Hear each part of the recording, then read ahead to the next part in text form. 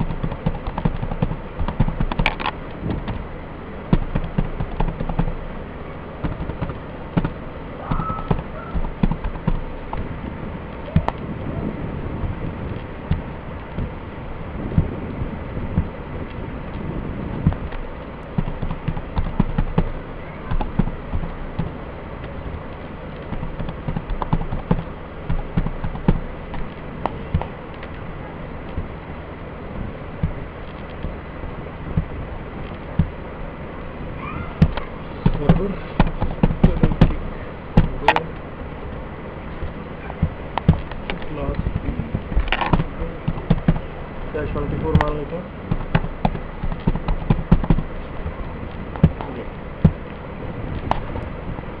Router पे पहले तो आईपी कॉन्फ़िगरेशन करिए।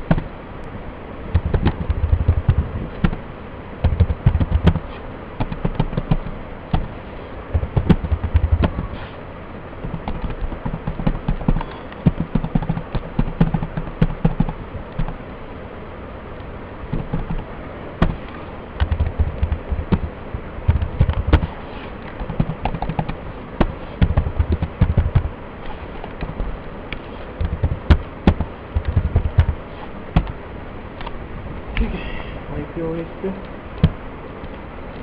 राउटर का आईपी डाल लेते हैं।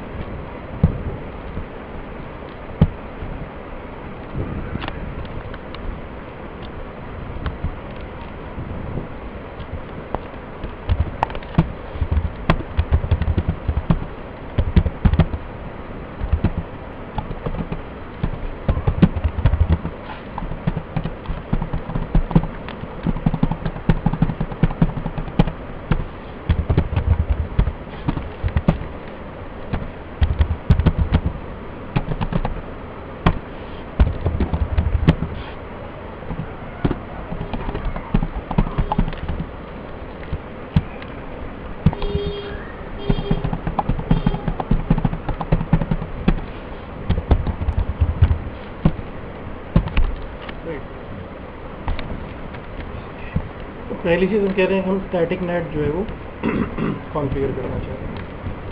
तो स्टैटिक नेट में हम कह रहे हैं कि हमारे पास दो पब्लिक एड्रेसेस हैं। एक पब्लिक एड्रेस तो यहाँ पे हम यूज़ कर ही रहे हैं, ये 201.1 प्लस इसके अलावा हमारे पास मान लेते हैं कि दो पब्लिक एड्रेसेस हैं 200.1.1. ये नेटवर्क जो ये 3 तक तो जाएगा। इसके बाद क्या ले लेते हैं कुछ, जैसे हमने कहा 4 है 201.1.4, 200.1.1. ये यहाँ पर थोड़ी सी गलती करी हमने, 30 का नहीं लेना चाहिए था, दिक्कत कर रहा है। इसको 30 की बजाय थोड़ा बढ़ा लेते हैं, मान लेते हैं 30 का नहीं था, /29 है ना। 29 का मतलब टोटल 8 6 मास्क इनका बदल लेते हैं।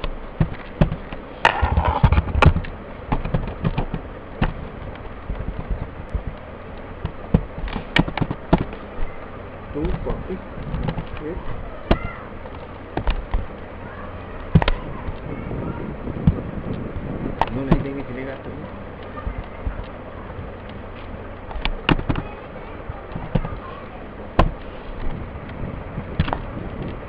ठीक है। तो 29 हमारे पास 1.0 से लेके 1.7 तक का एड्रेस है। 1.1 यहाँ पे यूज़ हो रहा है, 1.2 यहाँ पे यूज़ हो रहा है, 3, 4, 5, 6 ये 4 एड्रेस बचे हैं। ठीक है, 4 में से हम कहते हैं कि ISP नाम है, मान लो, या मान लेते हैं हमारे पास ये एड्रेस है जो हम यूज़ कर रहे हैं। एक तो 3 का एड्रेस हमारे पास स्पेयर में +200.1.1.4 का एड्रेस, ये 2 एड्रेस हम यूज़ कर सकते हैं। PC 3 है, पब्लिक एड्रेस 2 है। ठीक है, अब स्टैटिक मैपिंग में हम क्या कर रहे हैं? स्टैटिक मैपिंग में हमने यहाँ पे पहले डिफाइन कर दिया कि भाई अगर प्राइवेट IP 192.168.1.2 है तो ये ट्रांसलेट होगी 200.113 में।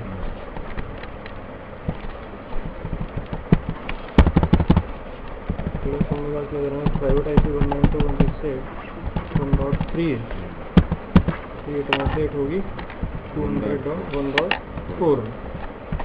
ठीक है, ये मैपिंग हम यहाँ पे करने वाले हैं। ठीक,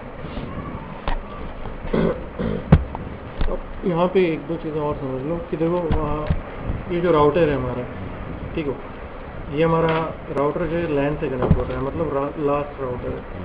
तो मैंने पहले बताया कि जो एज राउटर होते हैं उनको ना तो कोई राउटिंग प्रोटोकॉल चलाते हैं और ना उन्हें हर नेटवर्क के बारे में बताते हैं। जिसको अगर इंटरनेट पे कहीं पे भी जाना हो, है ना, ये मान लेते हैं कि हमारा से अपना कंपनी का ब्रांच राउटर है ये, ठीक है, जबकि जो बगल वाला राउटर ये मान लेते हैं हमारे ISP का राउटर है।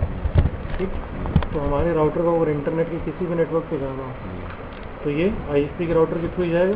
तो बजाय इसको कि हम इंटरनेट के एक नेटवर्क के बारे में उसको बताएं, जैसे cisco.com है, यहाँ पे तमाम साइट्स होंगी, सर्वर्स होंगे, राइट, देर ना होगी, हाँ, तो यहाँ पे तमाम नेटवर्क्स होंगे। तो बेहतर ये है कि, या बेहतर क्या होता ही यही है कि इस राउटर पे हम डिफ़ॉल्ट रूट सेट करेंगे कि अगर कोई भी अननोन नेटवर्क है तो इसके थ्रू जाओ, इस राउटर के थ्रू जाओ। ठीक है, राउटर के थ्रू या इस इंटरफेस के थ्रू? एक ही बात, हाँ, एक ही बात है, इस इंटरफेस है, इस राउटर के थ्रू जाओ। ठीक है, प्लस अब ISP का जो नेटवर्क है, क्या ISP के नेटवर्क पे हम 192 का कोई रूट डालेंगे? इसका वो तो डालेंगे नहीं क्योंकि वो तो प्राइवेट है। लेकिन इसको पैकेट भेजने में तो कैसे भेजेगा? तो इसमें देखो क्या है कि ये जो PCs हैं इनका डेटा जब भी इधर की तरफ जाएगा, मतलब इस ISP के राउटर को जब भी मिलेगा, एक्चुअली में क्या होगा, एक्चुअली में तो ये PC सिस्को के लिए रिक्वेस्ट भेजेगा ना, सोर्स IP PC का, डेस्टिनेशन सिस्को का, तो इसका IP यहाँ से क्या निकलेगा 192.168.1.2, लेकिन वो पैकेट इस राउटर को मिलेगा तो ट्रांसलेशन के बाद मिलेगा। मतलब इस राउटर को जो IP दिखेगी वो 192.168 नहीं दिखेगी, 200 की दिखेगी, और ये 200 के नेटवर्क से तो कनेक्ट हो ही रहा है ना, तो इसको बताने की जरूरत नहीं है, तो जानता है 200 क्या है। तो हम इस पर एक डिफ़ॉल्ट रूट डालेंगे ब्रांच राउटर पे, इस पर कोई रूट नहीं, कुछ नहीं डालेंगे। तो हमें जो भी करना है इस पर, इसमें हमने IP दे दी दोनों इंटरफेस पे, है ना, ये दोनों इंटरफेस अप हैं, इसको बस इतना ही करना है। ब्रांच राउटर पे IP हमने दोनों तरफ दे दिए। अब इस पर एक तो नेट कॉन्फ़िगर करना है प्लस एक डिफ़ॉल्ट रूट डालना है। तो पहले एक डिफ़ॉल्ट रूट कॉन्फ़िगर करते हैं, उसके बाद नेट का कॉन्फ़िगरेशन करते हैं।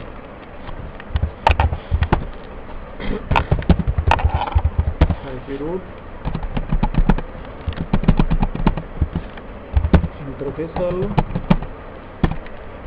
रूट हो गया। प्लस हमने कहा कि जब हम नेट कॉन्फ़िगर करते हैं तो हमें बताना पड़ता है कि कौन सा इंटरफेस इनसाइड है, कौन सा आउटसाइड। तो इंटरफेस FA0/0 ये कैसा है, इनसाइड है, तो IP net inside, then interface serial 000 ये कैसा है, IP नेट आउटसाइड। ये पहला काम ये हो गया। ठीक है, यहाँ एग्जिट। अब हमें यहाँ पे स्टैटिक मैपिंग करनी है, कौन सा IP किस उसमें ट्रांसलेट करना है। तो IP में इसलिए लिख रहे हैं क्योंकि नेट आप दूसरे एड्रेसेस के लिए भी यूज़ कर सकते हो। नेट इनसाइड सोर्स एड्रेसेस कैसे हैं, static. IP net inside source static, और सोर्स एड्रेस क्या है जिसको ट्रांसलेट करना है 192.168.1.2, ये किस एड्रेस में ट्रांसलेट करना है। और आज दो पब्लिक एड्रेसेस हैं, हमने कहा मैपिंग जो है वो होगी 200.1.1.3 इसमें, प्लस दूसरी मैपिंग हमने कहा कि जो 1.3 है एड्रेस, इसको हम ट्रांसलेट करेंगे 200.1.1.4 में। ठीक इसके दो मैपिंग्स हमने दे देंगे। 1.2 जो है वो 1.3 में ट्रांसलेट होगा, 1.3 जो है वो 1. सर ये इतनी कमांड है यहाँ पे। हाँ ये हमारा IP नेट इनसाइड सोर्स, ये तो एज इट इज़ लिखेंगे। स्टैटिक मैपिंग है तो स्टैटिक लिख रहे हैं, डायनेमिक होता तो इसको थोड़ा अलग तरीके से करते हैं। हाँ डायनेमिक वही भी देखेंगे तो हो जाएगा। ये IP नेट लिखना पड़ेगा। IP नेट इनसाइड सोर्स, ये एज इट इज़ रहेगा, उसके बाद चीज़ें बदलेंगे। ठीक, बस ये हो गया। अब यहाँ से आप ट्रांसलेशन चेक करके देखो। पहली चीज़ हम उस पर देखें कंट्रोल बेस करते हैं, क्योंकि स्टैटिक मैपिंग है ये तो दिखी जाएंगी। शो IP नेट ट्रांसलेशन आपको दिखा रहा है कि आपका जो इनसाइड लोकल एड्रेस है 1.2, ये 1.3 में ट्रांसलेट होगा 200, 1.3 जो है इसमें ट्रांसलेट होगा। और शो IP नेट स्टैटिस्टिक्स, कितने एड्रेस ट्रांसलेट किए, कितने पैकेट ट्रांसलेट किए दिखा रहा है। अभी दिखा रहा है ट्रांसलेशन जो है वो दो हैं, दोनों कैसे हैं, स्टैटिक है ना। बाकी अभी इसमें कुछ भेजा नहीं। आउटसाइड इंटरफेस सीरियल है, इनसाइड इंटरफेस फास्ट इथरनेट है, हिट 0 मिसेज 0। फिर ट्रांसलेशन अगर एक्सपायर हो गया हो तो डायनेमिक में होता है। ठीक है, डायनेमिक मैपिंग्स कोई नहीं, कुछ नहीं होगा। ठीक, अब आप PC से पैकेट भेजना शुरू करो। सर्वर का एड्रेस हमारे 170.1.1.2, तो यहाँ से हम PC से एक्सेस करें ब्राउज़र पे जाके, चाहे ब्राउज़र एक्सेस कर लो चाहे पिंग करा लो, कुछ भी। ट्रांसलेशन हर केस में होना है। ये तो मतलब ये हम IP से करते हैं। DHCP सर्वर है, HTTP है। तो अगर मैंने उसके सिस्को से करेंगे तो होगा नहीं cisco.com से नहीं, हम IP से कर रहे हैं। IP से उससे करना है तो वो भी कर सकते हैं। नेम वहाँ पे वो डालना पड़ेगा। खुलिए अभी ट्रांसलेशन हुआ कि नहीं हुआ, ब्राउज़र पे चेक करो। ट्रांसलेशन तो हो ही रखा है पहले।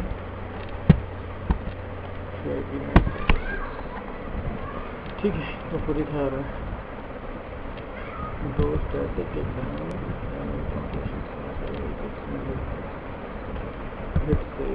ट्रांसलेशन देख लेते हैं। ये पोर्ट नंबर ये तो मतलब हमारा जो ग्लोबल इनसाइड ग्लोबल वाला है, और ये इनसाइड लोकल है, और ये आउटसाइड लोकल है। दोनों सेम है आउटसाइड। चेक कर लेते हैं। पहले PC से इंटरनेट एक्सेस हो रहा है, दूसरे से ट्राई करो। 170.1.1.2 हो रहा है, दो में ट्रांसलेशन थी, दो की स्टैटिक मैपिंग है। तीसरे से ट्राई करो।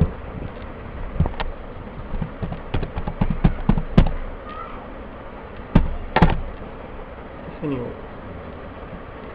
अब ये भी HTTP सर्वर है, हम इसी को DNS भी बना सकते हैं। इसी एक सर्वर को दूसरा बनाने की जरूरत नहीं है।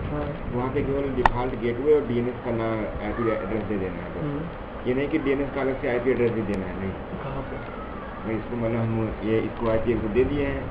हाँ तो एक ही IP है ना। अगर हम कह रहे हैं कि यही सर्वर हमारा एज ए DNS सर्वर भी काम कर रहा है तो IP तो सेम होगी ना। IP सेम ही रहेगी, वो IP नहीं चेंज होगी वहाँ पर, केवल डिफॉल्ट गेटवे चेंज होगा। गेटवे तो ये होगा ना राउटर।